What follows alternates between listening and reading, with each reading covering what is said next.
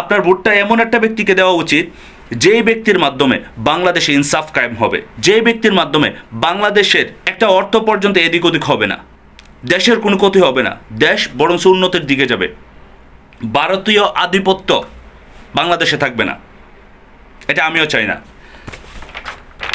যদি আপনি ওসমান হাদি ভাইকে ভালোবাসেন, যদি আপনার ওসমান হাদি ভাইয়ের ফ্যান হন, যদি আপনি ওসমান হাদি ভাইয়ের এক পরিমাণ বা একটা কথা আপনার কাছে ভালো লাগে থাকে, তাকে উদ্দেশ্য করে হলেও এই যে আগামীকালকে নির্বাচন হবে, আপনার ভোটটা ইনসাফের জন্য দিবেন, সঠিক ব্যক্তিকে দিবেন, এটা আমার রিকোয়েস্ট থাকবে। আমি দল মত নির্বিশেষে আমি আপনাকে বলতেছি, যদি বিএনপির ভালো ব্যক্তি দেখেন আপনি তাকে ভোট দিবেন, যদি আপনি জামাতে ইসলামের ভালো ব্যক্তি দেখেন আপনি তাকে ভোট দিবেন।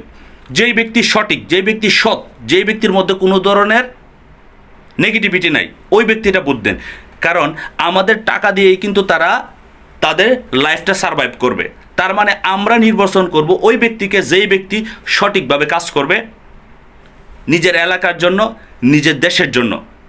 এটা আমার রিকোয়েস্ট থাকবে আপনার কাছে। তাহলে আসুন আগামীকালকের ভোট হোক ইনসাফের জন্য, আগামীকালকের ভোট হোক সমাজটাকে সুন্দর করার জন্য, সঠিক ব্যক্তি নির্বাচন করার জন্য। ইনশাল্লাহ আমি বিশ্বাস করি আগামীকালকে বাংলাদেশের একটা পরিবর্তনশীল রাজনীতি কায়েম হবে এবং যেখানে ইনসাফ কায়েম হবে ইনশাল্লাহ।